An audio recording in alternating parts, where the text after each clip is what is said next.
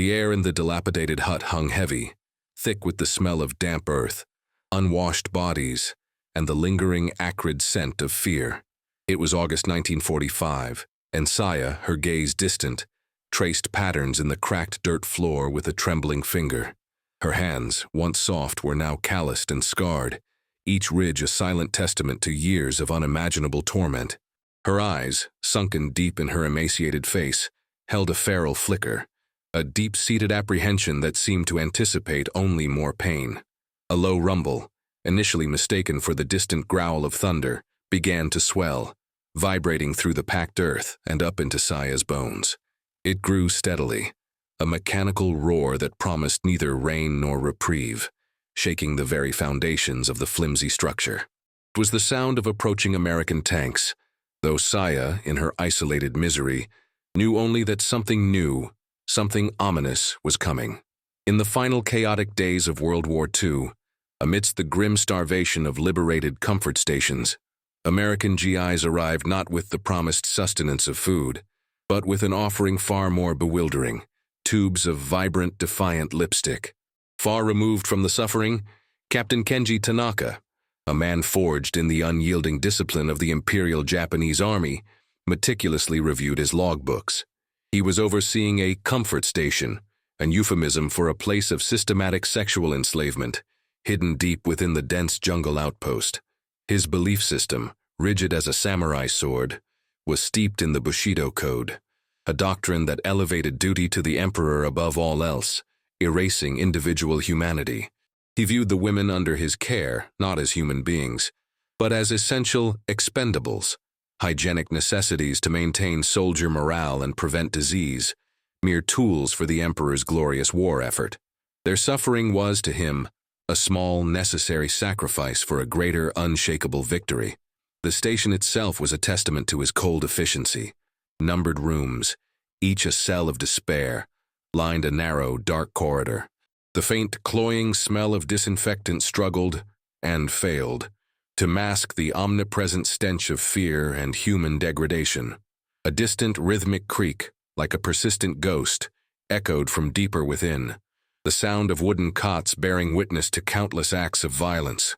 The impersonal bark of orders from his subordinates punctuated the oppressive quiet.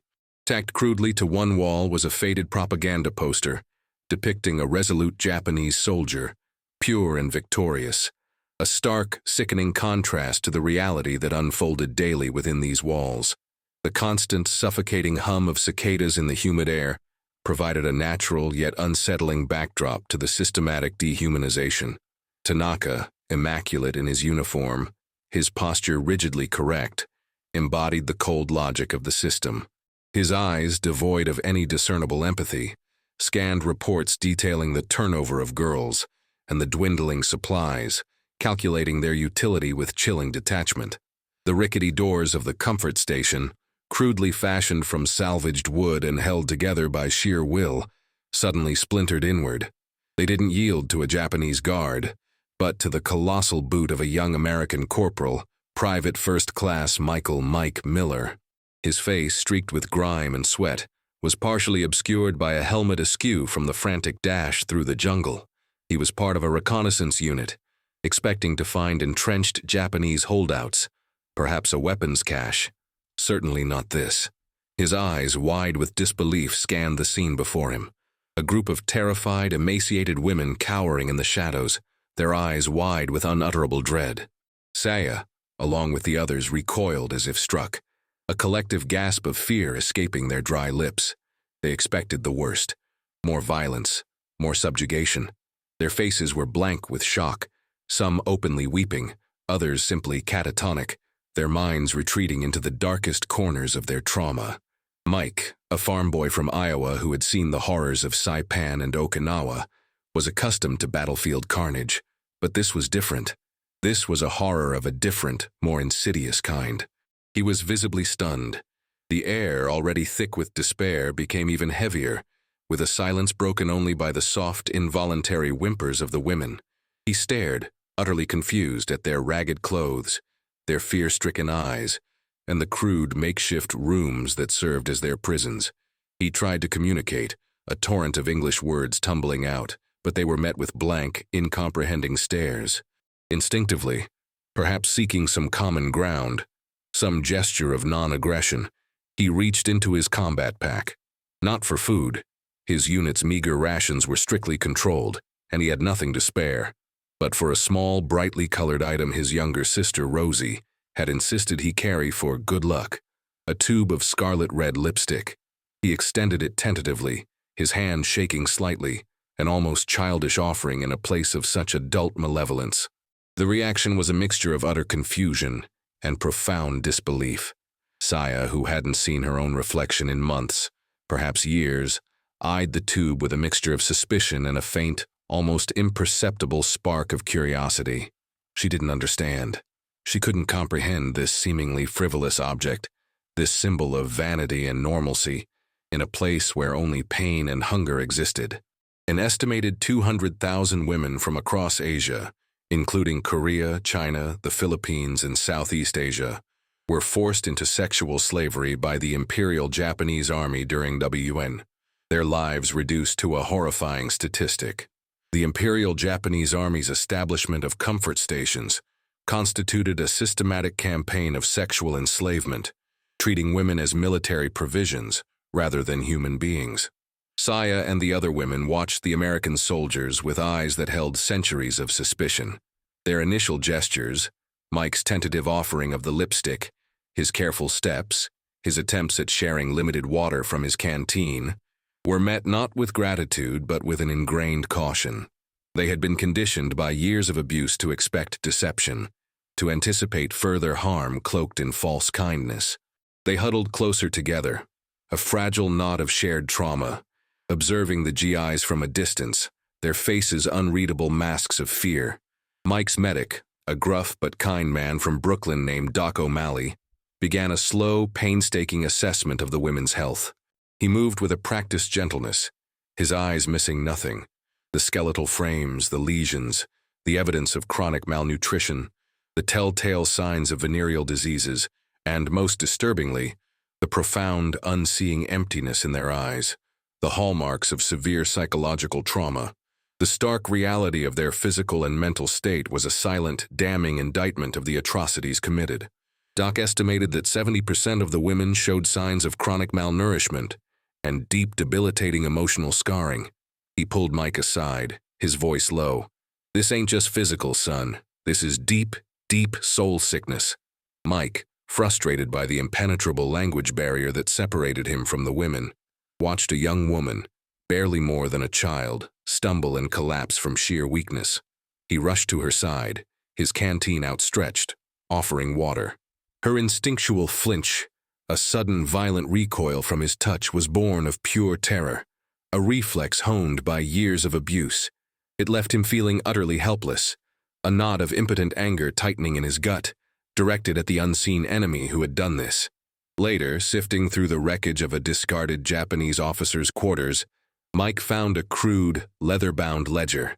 It wasn't a diary, but a chilling document detailing comfort women assignments, usage statistics, and even a turnover column, listing the fates of those deemed no longer serviceable. The dehumanizing entries were written in a meticulous hand, chillingly confirming the women's status as forced laborers, as property.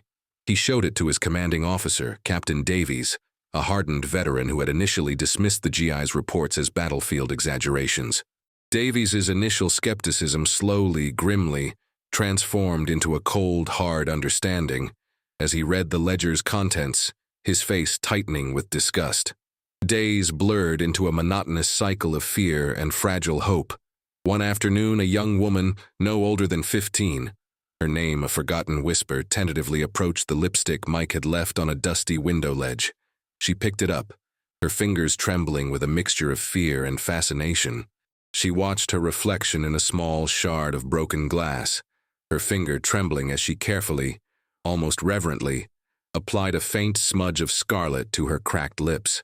It was a small, almost imperceptible act of rebellion, a whisper of self-assertion, but it was the first time she had engaged with something purely for herself, purely for beauty, in years. Saya, watching from a distance, felt a complex mix of despair and a dawning, terrifying spark of hope ignite within her. Doc, observing the women, explained to Captain Davies that their psychological wounds were far deeper than their physical ones. He referenced new, fledgling theories about shell shock and combat fatigue amongst soldiers, suggesting these women were experiencing an even more profound chronic form of trauma, a constant, gnawing agony that defied easy categorization. He reported that every single woman rescued from the station exhibited symptoms consistent with severe post-traumatic stress, their minds shattered by sustained, systemic abuse. Meanwhile, U.S. intelligence intercepts, received by Davies, revealed urgent Japanese orders regarding the destruction of evidence related to comfort stations. The orders explicitly stated, all facilities and personnel to be liquidated with extreme prejudice to prevent enemy propaganda. This chilling directive added a desperate urgency to the GI's mission to protect the women and document their stories. Captain Davies, his military objectives momentarily eclipsed by a burgeoning moral imperative, made a snap decision. He would prioritize securing the comfort women and documenting their stories, even if it went against standard operating procedure and put his unit at greater risk. It was a decision born not of military strategy, but of a raw, undeniable sense of humanity. Slowly, painstakingly, a fragile line of communication began to form. A local villager, a wizened old man who spoke rudimentary English and Japanese and fluently conversed in the local dialect, became the bridge. Saya, initially mute, her voice locked away by fear, began to articulate fragments of her story. Her words were hesitant, fractured, but they painted a horrifying picture of unimaginable suffering, of systematic cruelty that defied comprehension. Her voice, once silenced, was slowly, painfully finding its way back. A recovered diary belonging to one of the Japanese guards was found amongst the rubble. Its entries were a chilling testament to the horrific frequency of abuse, sometimes dozens of forced encounters per day for each woman. This stark numerical data point further solidified the depth of depravity the GIs were witnessing, transforming abstract horror into concrete, agonizing fact. In the makeshift cells, the U.S., soldiers discovered crude drawings and carvings etched into the walls by the women, symbols of lost homes, cherished families, and desperate silent prayers for freedom. These were not official documents, but deeply personal testimonies, raw and heartbreaking, whispering stories that no ledger could capture. Mike watched Saya, her eyes still haunted, still holding the ghosts of her past, but now with a new, faint determination. He saw her touch the lipstick tube, still scarlet, still vibrant, a silent act of defiance against the years of erasure. It was a subtle shift, a mere ripple on the surface of her profound pain, but one that profoundly impacted him, moving him beyond pity to a deep, unshakable respect for her extraordinary resilience. The air in the makeshift clinic crackled with a question Saya finally dared to ask, her voice thin but firm, translated haltingly by the old villager. Why? Why had they offered lipstick? Why not the food, the medicine, the basic sustenance they had craved with every fiber of their being? Captain Davies, grappling with the cultural chasm, the chasm between immediate need and symbolic gesture, chose his words carefully. It was not a cynical act, he explained, not a cruel joke, but a gesture born of a different kind of understanding. It was an attempt to offer something personal, something that had been systematically stripped away from them, piece by agonizing piece. The soldiers, in their own crude military way, had seen not just victims needing sustenance, but women whose very identities had been stripped, whose dignity had been systematically crushed. The lipstick to them was a small, perhaps clumsy attempt to acknowledge their humanity, to give them a tiny, vibrant piece of their stolen selves back. This revelation profoundly shifted Saya's perception. She had assumed it was another cruel joke, another form of manipulation, another layer of power asserted over their shattered lives. But now, as Davies spoke, she saw a flicker of genuine, albeit clumsy, empathy in the soldier's eyes, a recognition of something beyond their immediate physical needs. It flipped her entire assumption. Aid, she realized, did not always have to be purely utilitarian. Sometimes dignity, the reclaiming of self, was the most vital nourishment. The soldiers, in turn, realized the immense weight of that seemingly insignificant gesture and the true depth of the women's loss, a wound far too deep for simple rations alone to ever mend. It was a slow, painful process, this remembering of who they were, piece by piece, starting with a splash of color, a fragile hope in a world devoid of it. This experience, Saya's burgeoning understanding, opened a new, terrifying door to the profound psychological and ethical implications of the comfort women system. The legal stakes were, in retrospect, immense. The systematic sexual enslavement orchestrated by the Imperial Japanese Army constituted war crimes and crimes against humanity on a scale that would take decades to fully grasp. The blueprint for Saya's healing also began to illuminate the nascent, fragile understanding of these concepts at the time, and foreshadowed the long, agonizing fight for justice that would stretch across continents and generations.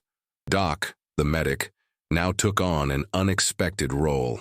He began meticulously documenting the physical evidence of abuse, understanding instinctively that these records were crucial, tangible proof for any future quest for justice. He kept detailed notes, categorizing injuries, chronic conditions, and general health, becoming an accidental yet vital archivist of trauma. Psychologically, the women remained prisoners of their own minds, even after their physical liberation. Saya, despite her newfound glimmer of hope, grappled constantly with survivors' guilt, the profound, insidious shame instilled by her captors, and the erasure of her former self.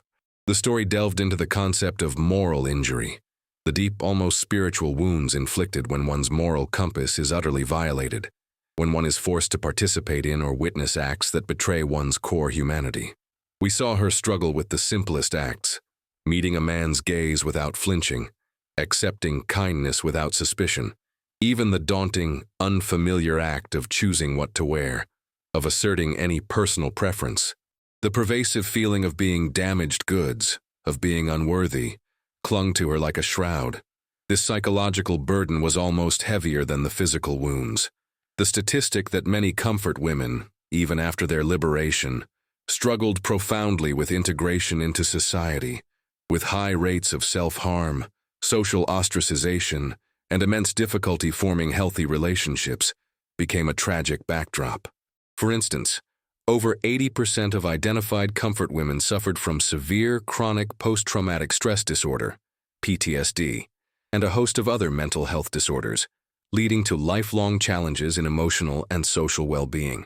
The lipstick, while a potent symbolic gesture, initiated a long, arduous process of reclaiming selfhood, a journey far more complex and protracted than simply filling an empty stomach. It was a slow, painful, incremental process of remembering who they were, piece by piece, starting with a subtle, defiant splash of color. The humid jungle air pressed down, thick with the anticipation of conflict. Intelligence, intercepted and decoded, indicated an impending Japanese counterattack in the area, a desperate last gasp of a dying empire. Captain Davies received urgent orders to evacuate all non-combatants immediately, which now explicitly included the comfort women. However, chaos reigned. Some of the women, deeply traumatized and utterly distrustful of any authority, any promise of help, refused to leave the perceived, albeit horrific safety of the only place they had known for years. They feared abandonment, re-enslavement, or simply the unknown. They clung to the familiarity of their prison, preferring the devil they knew. The set piece of this climax was not a traditional battle with bullets and bombs, but a desperate, emotional struggle for trust and a critical decision by the U.S. forces. It was a profound battle for recognition. The scene unfolded from multiple, frantic angles. From Saya's perspective, she was torn, an almost unbearable weight pressing down on her. The freedom offered was terrifying, an abyss of uncertainty. Her mind, ravaged by years of confinement, struggled desperately to process the very concept of a future, a life beyond this nightmare.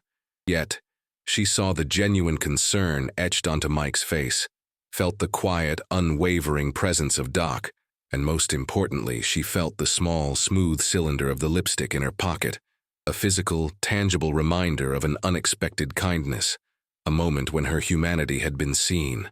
This small object gave her a fragile sliver of courage. She made a monumental, terrifying decision to help the GIs, to become their bridge. She drew upon her own deep, harrowing understanding of the women's fear and her knowledge of their language, stepping forward as a translator, a guide. It was a profound, terrifying act of agency, a woman reclaiming her voice to save others. From Mike's perspective, he was racing against time, his adrenaline pumping, a desperate clock ticking in his ears. He needed to protect these women, his moral compass now fully aligned with their plight, while simultaneously fulfilling his military duty. He used every ounce of his patience and compassion, his previous, almost foolish act of offering the lipstick now becoming the bedrock of a fragile, nascent trust. He made promises, his words simple but heartfelt, amplified by Saya's clear translations, promises of safety, of food, of a chance at a new life. He knew with a gut-wrenching certainty that his promise was all he had to offer, and it had to be enough. From Captain Davies's perspective, he was under immense, crushing pressure. He weighed military strategy, the need to move his men, to engage the enemy, against an undeniable moral obligation. He made a snap decision, a calculated risk that verged on insubordination by delaying the evacuation of his unit. His priority shifted to ensuring the women's safety, to allowing them time to trust, time to move. It was a definitive command decision that prioritized humanitarian concerns over strict tactical timelines, even if it meant exposing his unit to greater danger to the approaching Japanese forces. This decision, fraught with personal and professional risk, fully validated his earlier moral awakening, solidifying his commitment beyond mere duty. The climax culminated in a desperate, chaotic evacuation under the increasingly loud, menacing sound of approaching gunfire. Saya, now an unexpected and reluctant leader, moved through the frightened women. Her voice, once brutally silenced, now strong and clear, urging them forward, translating the GI's commands, coaxing, pleading, encouraging. The vibrant red lipstick, perhaps visible on her lips, served as a defiant beacon, a symbol of her newfound courage. They moved as one, a fragile procession of hope and terror toward an uncertain future. The immediate results of the evacuation were a delicate blend of relief and ongoing trauma. The women were successfully moved to a temporary U.S. military hospital, a makeshift sanctuary amidst the chaos of war's end. Here they received initial medical attention, rudimentary food, and the bare beginnings of psychological support. Yet the transition was difficult, fraught with a pervasive anxiety and the immense challenges of cultural and emotional readjustment. Saya, though physically safe, found herself plagued by relentless nightmares, the faces and sounds of her past haunting her every waking moment, the overwhelming weight of her experiences threatening to crush her. Mike and Doc, deeply affected by what they had witnessed, ensured that her story and the stories of the others were documented, a promise whispered during the frantic escape now formalized into official reports. These were not just records, they were a testament, a shield against oblivion. The long-tail ripple of Saya's journey extended far beyond the immediate aftermath of the war. Her story, representative of countless others, charted an arduous path post-war. Her initial agonizing attempts to reintegrate into a society that often tragically stigmatized former comfort women. She carried the unbearable shame, not of her own doing, but instilled by her captors that made simple existence a battle. Her fight for an identity free from the pervasive shadow of trauma and her slow, painful path toward healing unfolded over decades. The narrative touched upon the global silence surrounding the issue for what seemed like an eternity, the initial resistance from governments and societies to acknowledge the horrifying truth, and the persistent, unwavering efforts of survivors and activists to seek justice, recognition, and belated apologies. We saw Saya, years later, perhaps in a quiet, unassuming role, working tirelessly to support other survivors, her resolve hardened by her past, but her spirit, miraculously, still resilient. The lipstick tube, now faded and worn, became a cherished, almost sacred relic, a tangible link to that pivotal moment when her humanity was unexpectedly, profoundly, recognized. a small silent object that held the weight of a monumental turning point. The story culminated in the modern day, echoing through the halls of international justice and human rights. It highlighted the ongoing movement for historical accountability and remembrance, a testament to the fact that some wounds refuse to heal until acknowledged. We saw the comfort women issue continuing to resonate powerfully in international human rights discussions, with aging survivors like Saya bravely sharing their testimonies, their voices, though frail with age, carrying immense moral authority. The legacy of their struggle fuels current activism against sexual violence in conflict zones globally, a stark reminder that their fight is not merely historical, but deeply, urgently relevant to contemporary human rights. Saya's story, now inextricably woven into a larger collective memory, stands as a poignant testament to the enduring power of human dignity in the face of unspeakable cruelty, echoing across generations, demanding to be heard, to be remembered. The image of the lipstick, once a paradox, transformed into a powerful, enduring symbol of selfhood reclaimed and an unyielding demand for justice. The battle for survival often begins not with a weapon, but with the reclamation of one's own identity.